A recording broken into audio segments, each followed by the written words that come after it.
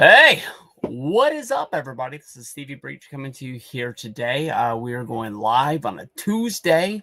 It's about 4 o'clock. This one honestly isn't going to be a super long one. I normally come on here and I kind of use it as like a commercial to make sure everybody goes over and sees my two-man show that I normally run on Wednesdays with my buddy Jeremy over at Rock and Knoll. His YouTube page. We normally go live about 5 o'clock / 8 o'clock on the East Coast, and we kind of cover the world of wrestling from the last week. We do that normally in about an hour show, but I just got the text that Jeremy's got something else going on, so we'll do the show today anyways, because I kind of planned it out in my head what I was going to talk about throughout the day, and maybe tomorrow, if there's like some earth-shattering news out there in the world, we'll come back and we'll do it again.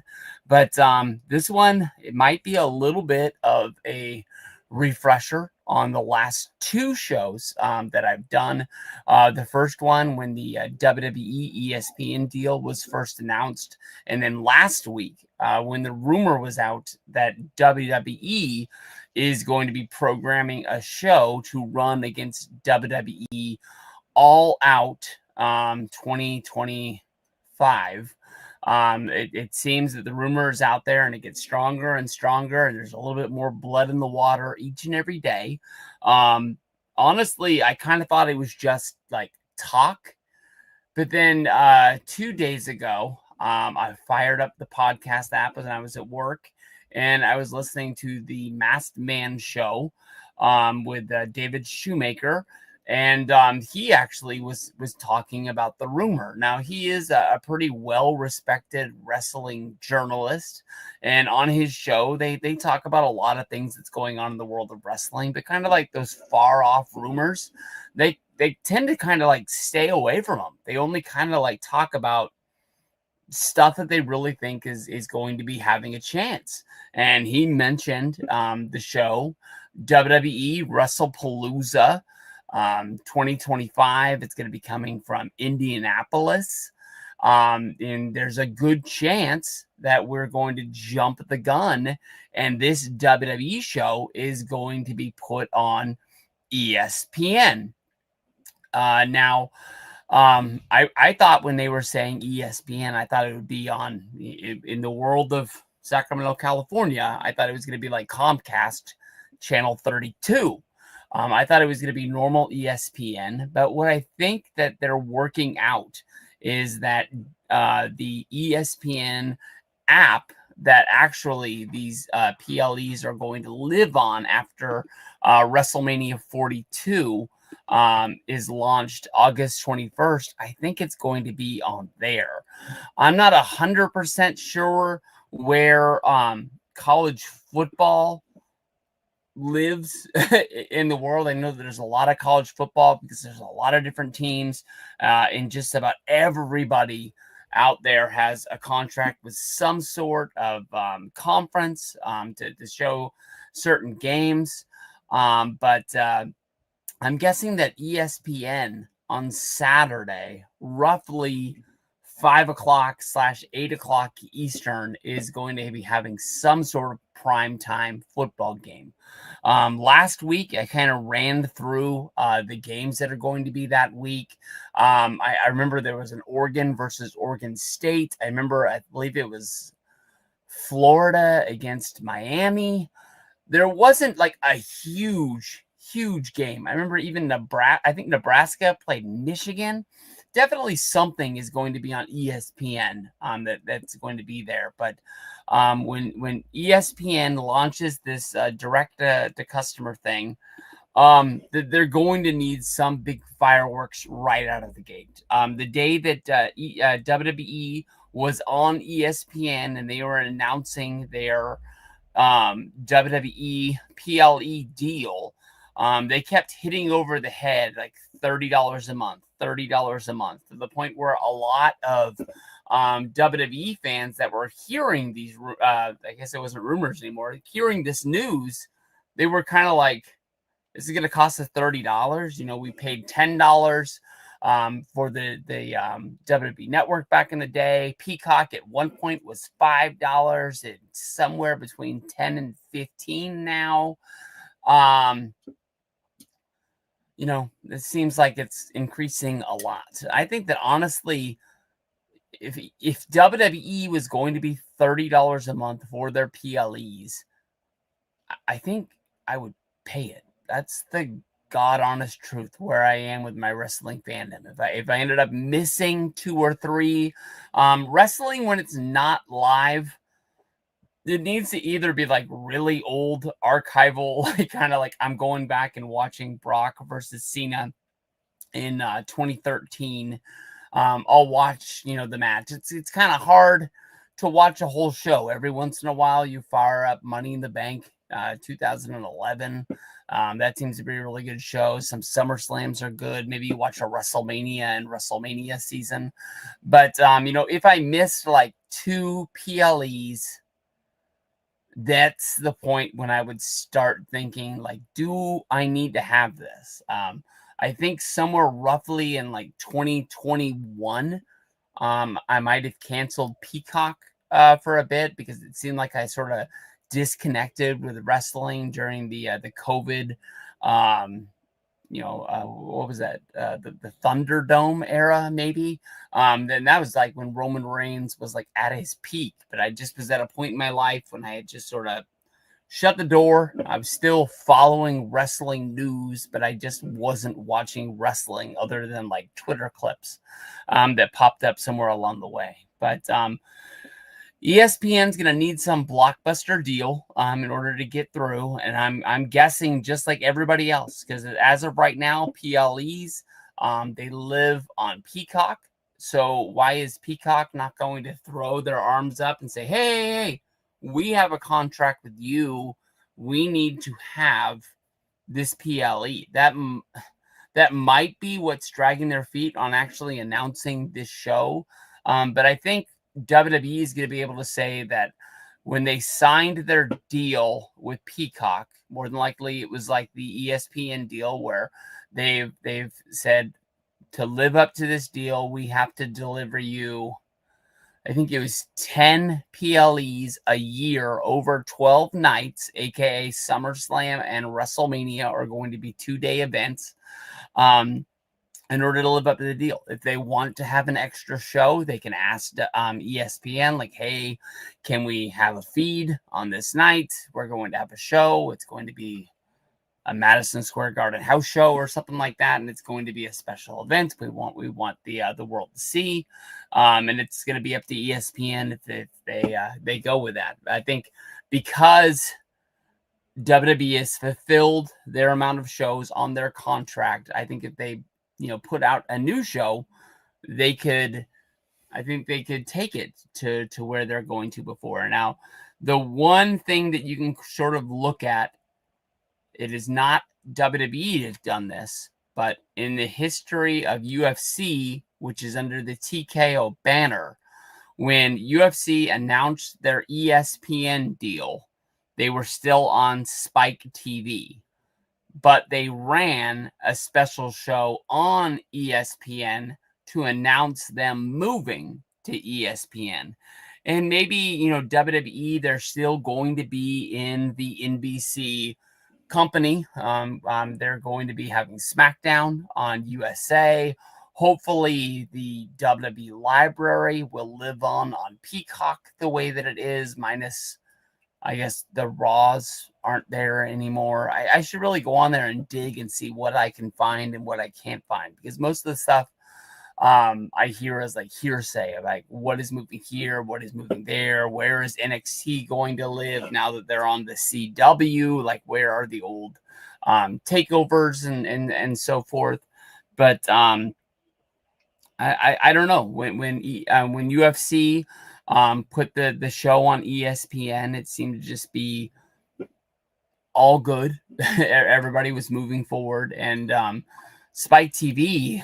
Does Spike TV even exist anymore, or did they become something else? I remember they used to be the Nashville Network. I think that's where Raw first moved, and then they changed the name to try and brand it as like a male-based cable network. I remember like the 1,000 Ways to Die and things like that that used to be on that network. They used to get me to watch it at random times of the day. It sort of got built into my quick scroll around the television to see what's going on. And now pretty much I turn on I don't even turn on Raw anymore because that's on Netflix. I think pretty much I go on YouTube TV. The one thing I look forward to see is Impractical Jokers on True TV. And then I pretty much move on and try and find something on demand, something that I've already recorded, I guess. Now with football coming up, they're going to be having that Cowboys documentary on Netflix. That should really be good. The Kingdom on ESPN. I think I started recording, but I haven't watched any. So there's going to be some good stuff on there. But yesterday on Observer Live, hosted by Brian Alvarez, he went as far as he was like, don't report this as news. Don't report this. I'm not reporting it. I'm just giving my observation. I'm giving my guess. I don't know why I'm giving Alvarez that weird voice. But Alvarez said he was 99% sure that this show is going to be on ESPN. That seems to be what all of the talk is behind the scenes. As of right now, I know that we have the Clash in Paris that's going to be coming up. And it's going to be played off of what happens on that show rolling into this next show. But if I had to have my guess, Brock versus Cena is definitely your huge main event. And then you're going to have probably in a one-on-one bout, a lot like the Netflix debut earlier on the year, you're going to have CM Punk versus Seth Rollins, looking to hopefully be able to solve their problems in the ring, which is probably going to be something like where they end up fighting forever. And at this point, I know that it's already booked for Clash in Paris, but it's kind of like the only way I want to see these guys fight. I think I get hyped for Sheamus versus Rusev if they were to fight each other, but I don't like when Rusev fought against Sami Zayn. I found it honestly really, really weird and didn't love it. but they're just gonna fight forever. I'll just take it. And it's like a time machine taking me back to like 2013, 2014, something like that. Just wanted to live that over and over again. Last week, I threw the guess out there that I talked about Cena versus Brock and their rivalry with the Extreme Rules 2012 match, SummerSlam 2013, I think, and then the Night of Champions as well. And then I believe in 2014 or 15, they had the match with Rollins at the Rumble, which was on the road to WrestleMania 31, I guess. I remember I watched that with my buddy Victor over at his place. That was a really, really fun night. I remember we had some Little Caesars, and it was just an all-out wrestle fest watching that bad boy. But my guess was I thought Brock versus Cena would be a steel, not a steel cage, a Hell in a Cell match. And I've had a lot of people recommending that they think Rollins versus Punk will actually be the Hell in the Cell match. So I think it's just rolling up on that time of the year. I know that we're only in August. I don't know what time of year Bad Blood was last year when we got the Punk versus McIntyre, but normally it was October when we had the actual WWE Hell in the Cell pay-per-view, which kind of killed it for you because there wasn't going to be a huge grand announcement of when somebody calls out somebody for a Hell in the Cell. You just looked at the calendar and you're like, oh, next month's going to be a Hell in the Cell, whatever's in the main event. But now when you get it and you don't know about it, it is like, oh, you just straight lose your mind. Punk versus Rollins in a Hell in the Cell match. Honestly, it has its pluses because you're going to be able to keep Heyman out. You're going to be able to keep Braun Breaker out. You're going to be able to keep Bronson Reed out. It's just going to be a straight up, just one-on-one affair. Somebody in the comments said that they didn't think Cena would be able to work a Hell in a Cell match because of the fact that he has to go to Hollywood. He has to make movies. You never know when he's going to be shooting his next TV show or doing some sort of press or something like that. Honestly, in my mind, I think you can work a Hell in a Cell match in these days since 2009. Yeah, guys get bloody, but like last year, it wasn't supposed to be an all-out bloodbath between McIntyre and Punk. It was when Punk, swung the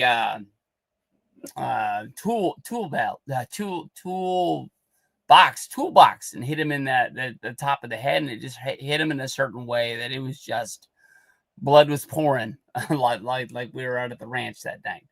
But so I don't think when we say it's going to be on ESPN, I don't think it's going to be like directly on, just cable straight up ESPN. It's going to be a way for ESPN to get people to sign up, whether if it's hopefully free, whether it's something like we have to sign up for an ESPN Plus account where it's like $10 a month. Let's say it's $10 a month. Who's not doing this? I think even like a fringe WWE fan that seems to watch more AEW is going to be saying like, I got to sign up for this because like I can watch the shows like this. I know it's moving over to ESPN. We're not going to be getting Office reruns to live off of or Parks and Rec or anything like that. But I still think it's a good deal, even if the rumors are out there that basically you got YouTube TV, you got, Comcast, you got this, that, and the other. It's going to be free. I'm not ready to count my chickens before it hatches. I don't want to have that day where you're like, oh, I was wrong. So I just kind of keep it open. Like, yeah, this is what it's going to be. But this ESPN DTC thing isn't needed by everybody. But I know that at a point in my life, I didn't have cable, but I loved watching PTI come on TV every day at 2:30. Seeing Kornheiser, seeing Wilbon. The part that killed me was I was able to listen to the podcast. So I was able to follow each and every day that I would listen. But when they would play the highlights, that was worth the price of admission to me. That I was like, when they talk about a clip and they're like, look at this, and I couldn't see it. That was like them pointing at me and be like, hey, you didn't pay for this. Like I took that personally, I guess. But in the beginning of this, we talked about this show being called Wrestlepalooza. The other day, I'm not calling him out. I'm just saying that a conversation that I had with my buddy Mike, I said, hey, there's strong rumors that this show was going to be called Wrestlepalooza. He said he didn't like the name. And I was like, oh, that they used this name when they were in ECW between 95 and 2000. And it wasn't like one of their biggest pay-per-views. It wasn't like their WrestleMania or something like that. But I think it was just a fun name that WWE picked at and was like, we own this. Let's just run with it. Wrestlepalooza. I thought it was always in Philly, but I guess they ran one in Marietta. Oh, that was the one that had freaking Shane Douglas versus Al Snow. Everybody had the foam heads. That's when Al Snow was working ECW, but he was on loan because WWE had him kind of in their developmental. They wanted him to, get a push, get people used to him, so that way when they pulled him back to the main roster, people would care about him. And there was a lot of people who thought he was going to be the one who beat Shane Douglas that night. That was a really, really big show. I didn't order that live on pay-per-view, but I do remember watching that on a tape after I saw the Al Snow shoot interview. And I still was getting used to ECW. That was like one of the first shows that I ever saw on tape that I was just like, man, this stuff has everything. This stuff's really cool. But Wrestlepalooza 95, Public Enemy versus the Gangsters, Stretchers match. Wrestlepalooza 97, we had the Eliminators against the Dudley Boys. Tag matches. main eventing both of those shows. What do you know these days, man? Like tag matches just open the show, and that's just about it. They can't get it hot that people care about. I love tag team wrestling. When tag team wrestling is good and like pushed right, you can main event shows. I'm sure back in the house show days of the WWF, like Heart Foundation and Demolition were main eventing shows, and nobody was complaining about the fact that that was the big one. But they finish up with Wrestlepalooza 2000. That was in Missouri. Tommy Dreamer, Dusty Rhodes, the Sandman, and New Jack went against Steve Corino, Jack Victory, Rhino, and Tajiri in a street fight. The team name was The Network. I guess that's like when Paul Lee had his team, and Cyrus the Virus, I think he was in charge of The Network, had his. But if you're thinking about like what the big show was, because that's when I was explaining it to Mike, I called it the first ECW pay-per-view, but that of course was Barely Legal 1997, aka ECW's introduction to the world. Shortly before this show was going to go on pay-per-view, ECW got in a lot of trouble with the Sandman and Raven. What was that called? The crucifixion angle that they ran. They ended up losing their pay-per-view and ended up having to sign with somebody else. This show actually almost didn't have Rob Van Dam, the one guy that you think of when you think of ECW. You think of like the Sandman, you think of Raven, you think of Dreamer. But I think Rob Van Dam is kind of universally like the first guy most people think of when you think of ECW. And he actually only got on this pay-per-view against Lance Storm because of the fact that Chris Candido got injured and he wasn't going to be able to work it. I don't know what the plan was for Van Dam, because this show without RVD just seems so weird. And like you would think your first pay-per-view is something that you want to introduce like every important character. Maybe he was, they had him planned for some sort of a run-in or something like that. That I think this is like the second week I've wanted to mention this documentary. I forgot its freaking name, but that's the show that they cover on the documentary, and you see Paul E like talking to the locker room. He's standing on like the stairs with everybody below him, and he's getting everybody all amped up about like, this is your introduction to the world. This is where the people are going to see you, and we're going to become like the largest wrestling company there is in the world. I believe in you. You need to go out there and you make these people believe in you. Beyond the Mat. That it is. That was a long pull. I'm talking and talking. I'm trying to think. Like, when you get old, man, like you just like forget the stupidest stuff that you thought you would never forget. I haven't seen Beyond the Mat in a good while, probably at least a couple of years. At one point, it was actually living on YouTube. I think it might have been on Netflix for a point, but I'm not sure if it's still on there and a lot. But if you haven't seen like Beyond the Mat, if you haven't seen Wrestling with Shadows, those are some of like the real wrestling documentaries that you need to watch to like get introduced to the real wrestling that is out there. I mean, you're seeing Jake the Snake Roberts, talking about his like sex addiction and his drug problems. You've got Mick Foley showing you what he's like out of the ring with his actual family life while he's basically killing himself at the Royal Rumble, getting hit with like 16 steel chairs to the head, unprotected, because he's got his hands handcuffed behind his back by the Rock. And you see sort of a conversation in the back where like, he's kind of telling the Rock like he didn't need to lay him in like that. Like, the Rock was kind of like taking liberties, trying to get himself over by killing this guy.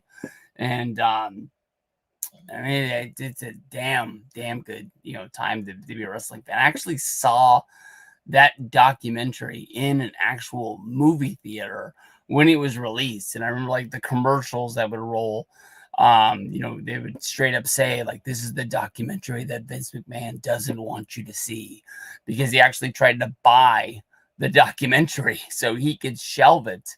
And he's actually in it, doing the like, "You're gonna puke" when he's like talking to Darren Draws. I can't remember his real name, but he was a football player for the Broncos, and they were bringing him in. And they were going to call him Puke, and they were going to put him in the Legion of Doom because one night on a Monday Night Football game with John Madden, and it might have been Al Michaels, they were lining up on the field, and Draws just pukes on the line, in a game, and it was like on camera to the point where you couldn't not talk about it. And I guess that just became what he was known for. More than anything else. But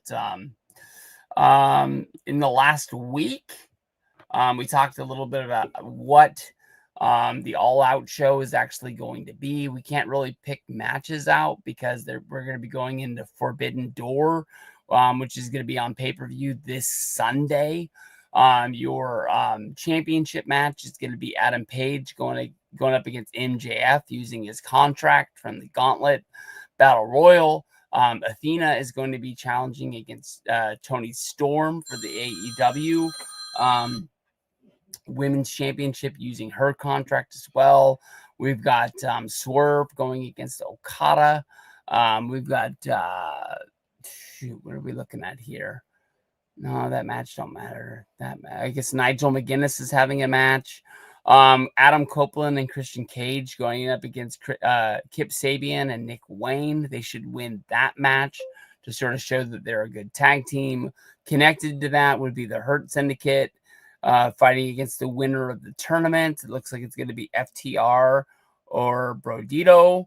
FTR honestly should win that match, and then they should actually beat the Hurt Syndicate, so that way Edge and Christian, Adam Copeland, when they win their match, I guess they become number one contenders. They win the titles, and then we kind of complete their storyline before Christian turns on Edge yet once again, probably more than likely, because they're not going to be friends forever. That doesn't really make a lot of sense.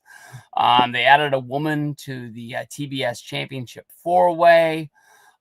She's from CMLL. I don't know who she is. It's basically going to be Mercedes Moné going against 3 chicks that I've never heard of. But the big match that came out of the middle of nowhere is going to be the Death Riders and the Young Bucks. They're going to be teaming up against Darby Allin. We've got Tanahashi. We've got Will Ospreay, Kenny Omega, and Kota Ibushi.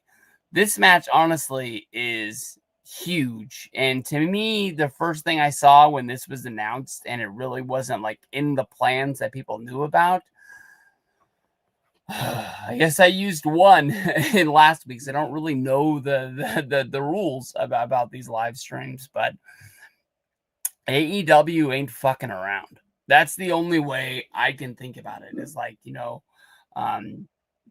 we're sitting in the back, and we're basically looking at, WWE's coming after us. They're trying to block our pay-per-view, which is probably. Do you think pay-per-view is their number one income? Or do you think it's like ticket sales, or do you think it's like merch on the shop AEW? Where do you think a majority of their money is incoming to the company? I'm guessing it's probably television, but like, what is number 2?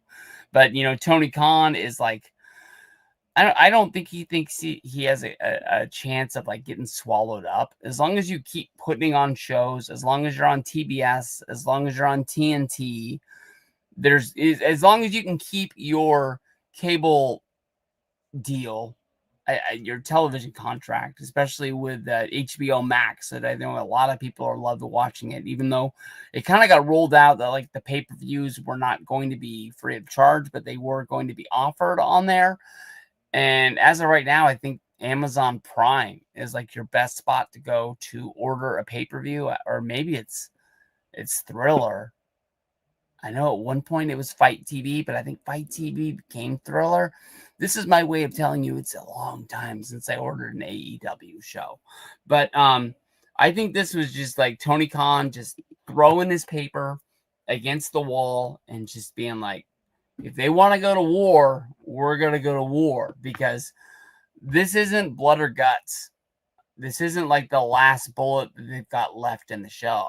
This is just basically lights out, steel cage match, their version of War Games, no rules, steel cage, go in there, beat each other up. I don't even think that there's like a stipulation tied to the winner of this match. I think they're just going out there and doing it with the leftover guys that they got. At one point during the Death Riders storyline, I really thought that Darby Allin was going to be the guy who beat Jon Moxley for the AEW championship. I thought that was the star that they were trying to create, take him from being here to being like here, being like a real main event dude. Then he went off and he climbed that mountain and took some time off, and now he's back. But as far as being like an AEW superstar, that guy has given more than anybody else. I think that guy is like gone to war, looking to die for that company. But he'll get there. We're just waiting for it. Real quick look before we polish this off for the night. Clash in Paris. As in right now, we've only got 4 matches because we lost our Naomi versus Stephanie Vaquer match. I'm not quite sure if they're going to hold on to maybe starting some sort of tournament to crown a new women's world heavyweight championship. As of right now, there are no women's matches on this card. We don't really know if, the Monday Night Raw team led by Adam Pearce storyline wise is just going to be like, okay, Io Sky and Rhea Ripley are our 2 biggest stars. Roxanne has a win over Io Sky, and Stephanie Vaquer won the Battle Royal at Evolution. She was declared to have a world heavyweight shot at this. Maybe they just take those 4 names and they just go, boom, let's just go with that. And that basically is your main event scene as of right now. I know that you have Kairi Sane and you've got Asuka, but they honestly kind of seem like they're on the outsides trying to help Io Sky, although Asuka kind of seems like she wants to turn against Io, doesn't really want to help her, but wants to be by her side at the same time. Something's going on there. And definitely when Asuka took off saying, like, don't mess with her, Kairi Sane kind of was like in this weird spot where like she wanted to stay there with Rhea, but she ended up like slowly walking away for Rhea to go back in her room, and then the actual shot went to the actual ring. Why didn't they bring up on Raw that was actually the hallway that Liv jumped Rhea, threw her into the hallway wall, and that's where she ended up injuring her shoulder, which took her out on the road to WrestleMania, where she basically got hurt and she was able to come back. But as of right now, we're looking at Clash in Paris 2025. John Cena versus Logan Paul. That's just going to be a normal singles match. We've got Rollins in a 4-way. He's going to be going against Punk, Jey Uso, and LA Knight.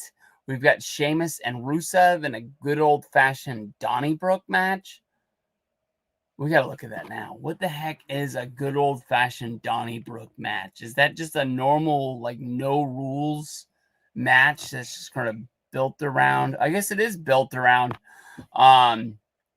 Sheamus. A good old-fashioned Donnybrook match is a no disqualification hardcore match where large wood barrels of Irish brandy and shillelaghs are made available at ringside. The first match of its kind was July 29th, 2022 on an episode of WWE SmackDown between Sheamus and Drew McIntyre that Drew McIntyre won. A tag team version later took place at WWE's 2022 edition of its Extreme Rules pay-per-view between the Brawling Brutes, Sheamus, Pete Dunne, and Ridge Holland against Imperium, Gunther, Ludwig Kaiser, and Giovanni Vinci, which was won by the Brawling Brutes. This is Sheamus's signature match. I guess that's it. So I guess the pick is Sheamus to win his own match. but he lost that first one against Drew McIntyre back in 2022 on that episode of SmackDown. So we'll have to see that.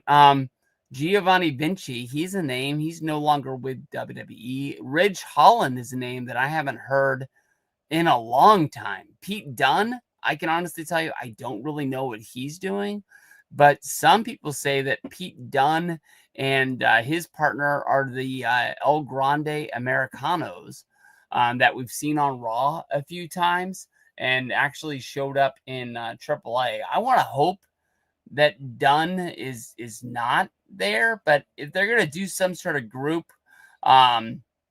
with them, once it's all said and done and it actually makes sense, I don't want to see Pete Dunne be El Grande Americano's second, like the Ding and Doink showing up at WrestleMania 9, coming out there to beat up Crush. I want to see them actually wrestle. I understand that like the tag team division on Raw isn't great. I don't even know where the war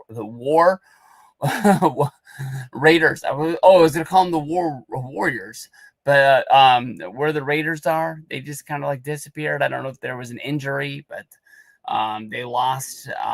They weren't even in that match. That was won by the LWO guys, and since they won their title shot, we haven't even seen them.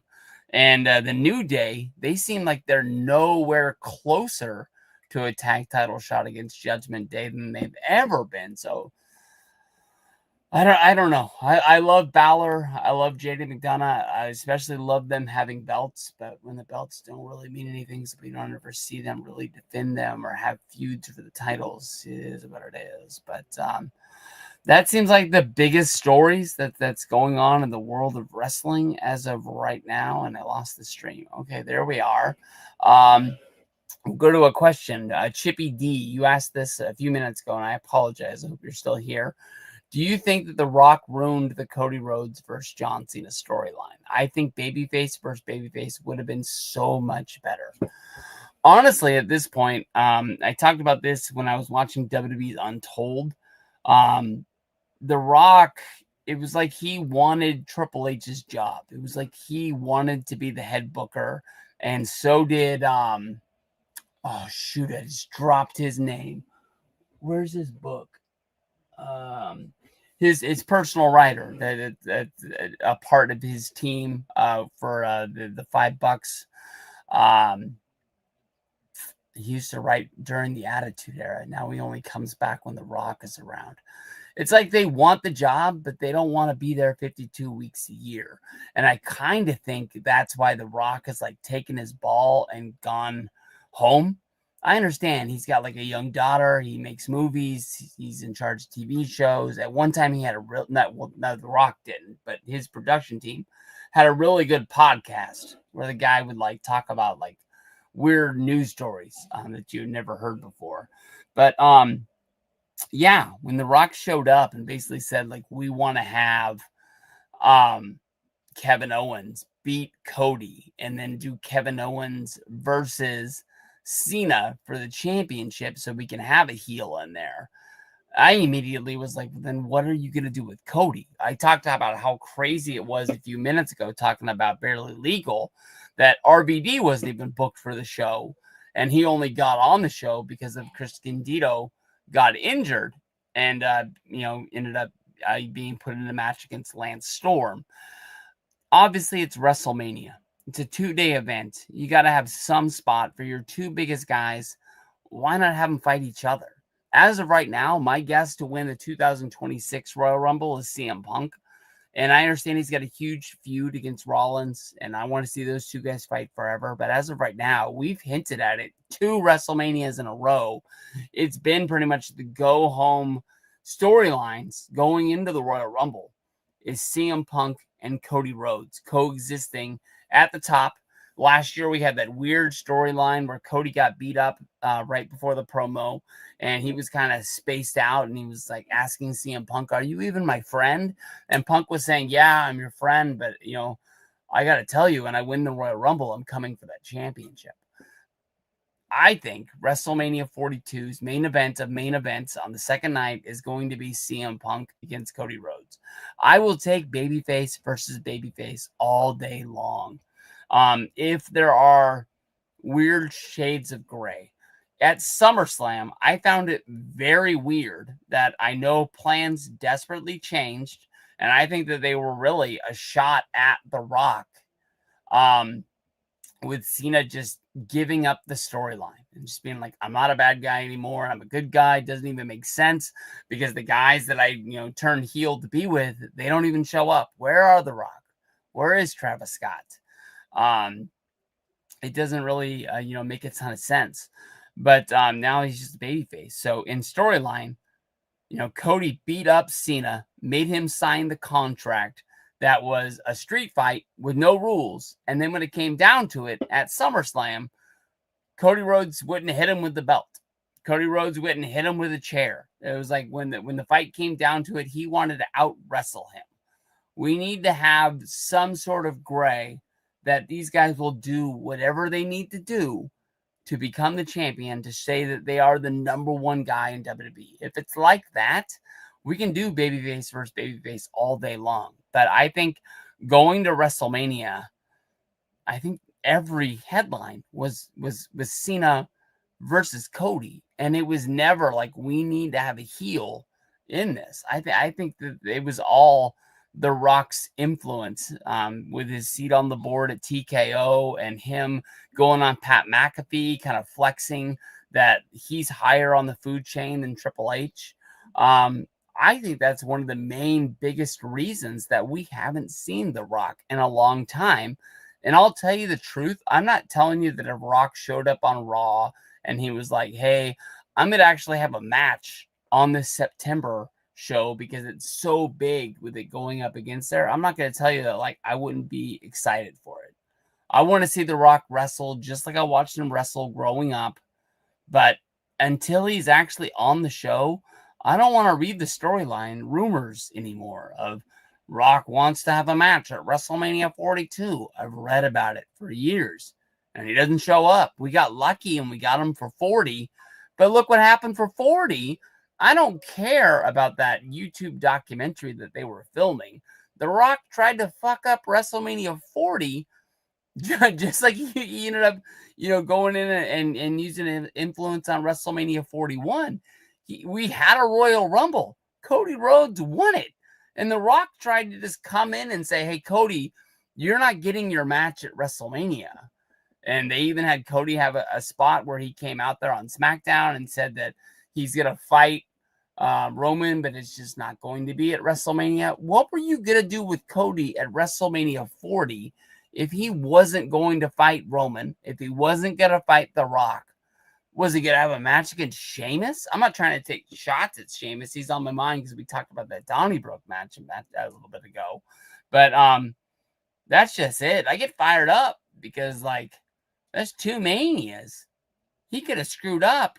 And WWE, through that WrestleMania 40 doc that took a long time to come out. It was supposed to come out like the Wednesday after WrestleMania, and then we ended up like being put on pause, I think, so The Rock could film more that he wanted to film. They came out and said they had more footage.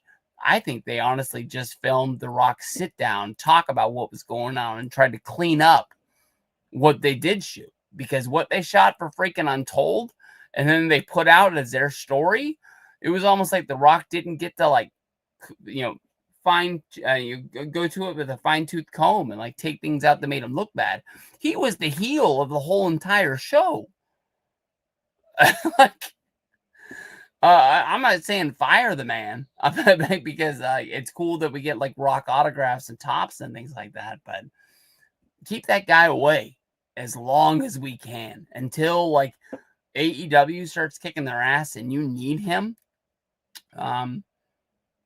I think we're just fine. I really do.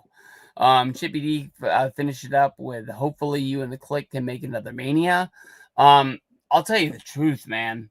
As of right now, we have no plans for WrestleMania 42. We haven't discussed on a place to stay. We haven't discussed like ticket prices. We haven't discussed really anything. I want to tell you that New Orleans looked like it was going to be a real possibility, and then it changed to Vegas. And like, I went to Vegas, I had a lot of fun. I would love to go there with Ravi. I would love to go there with Miguel. I would love to go there and spend more time with Mike. I would love to see my buddy that helped me out a lot last year, Jeremy, and hang out with him. But I feel like I've seen it. I feel like I've done it. WrestleMania would be the only thing different. WrestleCon, there would be a couple different names because people like getting released. But when it comes down to like the people that were monumental that I really wanted to meet, Dustin Rhodes, Kevin Nash, Mick Foley, DDP, I met them. And like, yeah, you want to meet him again, but it's not like a burning pit in my stomach of like, I got to meet Kevin Nash. That was one of the biggest things that I wanted to do all WrestleMania weekend. But we have had a long standing joke in our group about the Click Bahamas. I as a wrestling fan was like, we're not going to Bahamas. Like, we're not talking about this. We're not doing this. But like Justin, Miguel, Ravi, they would tweet this out all the time to get like underneath my skin. And be like, we gotta go to SummerSlam. We gotta go to Access. We gotta meet the wrestlers. There's wrestlers wrestling in a ring. I can't even do my own fake voice anymore because it's been so long. I would give anything. Honestly, I would give up like almost anything in my life for one good night of Skype with the old group that we used to have. The guys that came on the wrestling trips, the guys that didn't come on the wrestling trips. It's like one of those, like when like Andy Bernard's thing about I wish somebody would tell you the good times before the good times are over. I loved that I wasted so many nights talking to those guys. The people who think the internet friends aren't real internet friends, those are my friends. And when I went to Ravi's wedding and we had like our mini reunion, that was awesome. Because I remember like the first time that my buddy Miguel picked me up in his car. He came to Disneyland and he picked me up at my hotel and we went to SummerSlam. We went to SummerSlam Access. We had only been friends for basically since WrestleMania 26 until SummerSlam. So just a few months, but we talked a lot. We texted. I guess back in the day we used to BlackBerry Messenger each other, but we didn't really say anything when we got in the car because it was so weird that this was like in real life. Like it was like at least a good 5 minutes down the road and it felt like an hour before Miguel was like, we got to say something just to break the tension. We talk all the time. This is not weird. And after that, we just started breaking down the card and started rolling through everything. But like when we met up, it was like 2016 all over again. I hadn't seen Miguel, I want to say 8 years. WrestleMania 32 was the last time that I saw Miguel in real life. I saw Ravi, I saw Mike in 2020, so it was 5 years since I seen them. But it was like old times. It was so good. So as of right now, I'm not sure if it's really going to be the Bahamas, but I got a passport. I'm ready to roll almost anywhere they want to go. We can go to Mexico. We can go to the Bahamas. I know if we had like a Skype call to break this thing down, I would be like, maybe we can go to London so we can go to an AEW pay-per-view. But I think that would be quickly shot down. I think we want to go somewhere hot, somewhere sunny, get some time at the pool and whatever the heck else we would do. But that is something that I'm hoping for. I think what literally needs to happen is we need one person to sort of set this thing up and put a little bit of work in and basically say, so find like an all exclusive. I think it's inclusive, an all inclusive resort that we can go to. Like, we're going to go these days. Just pay the man, you buy your flight, and go. I think that would be the easiest way to do it. But as of right now, that's what we're looking at. So, I appreciate everybody that was here. I'm glad that everybody got to hear my rant on, not going on a WrestleMania trip. But as of right now, that's just the got it honest truth.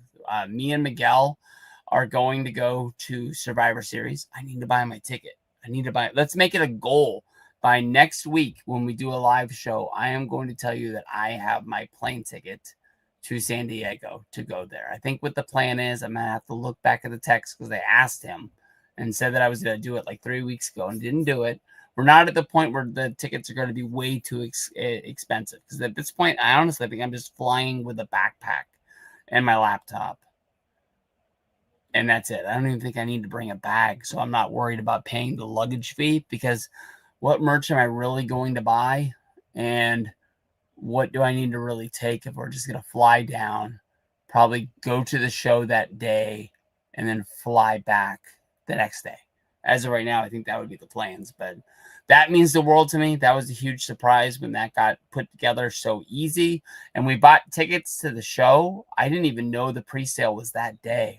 I would like, they happened on a Tuesday, and I had like in my memory bank that the pre-sale was on Friday. And like WWE was like, hey, go here, buy your ticket now. And I had to be like, hey, you want this ticket? You want this ticket? And he's like getting to work at the very same time. So he's trying to get into his work. Probably, I don't know what he does for real, but like get to his cubicle, get to his desk. I'm not really sure what he's got going on, and setting everything up. Oh God, Chippy remembers me flying with the wrestling belt. I have never felt like a bigger mark in my life. I got up to the ticket counter at WrestleMania. I had the NWO Wolfpack belt in my luggage, but I also had probably bought 10 shirts that week. I didn't have a ton of merch because like I didn't like go bananas with the other stuff, but like my bag weighed 60 pounds and the cutoff was 50 pounds. And I was like, at this point, I don't care. And she was like $150. And I was like, whoa, hold on a minute. So I opened the bag, and that was the easiest thing I saw. I saw that was the heaviest, rather than like trying to just shove a whole bunch of t-shirts into my backpack. And I threw the belt over my shoulder. She weighed it, said we were good to go. And I was like, damn. And I remember I tried to shove that thing under my seat after I sat down, and I was in the middle seat. And like I had to tell the guy, like, hey, get up so I can put the belt in the overhead. I understand that there was probably wrestling fans on that flight because we were leaving WrestleMania Tuesday morning, but there wasn't enough. I felt like the biggest loser in my life that I was carrying that thing.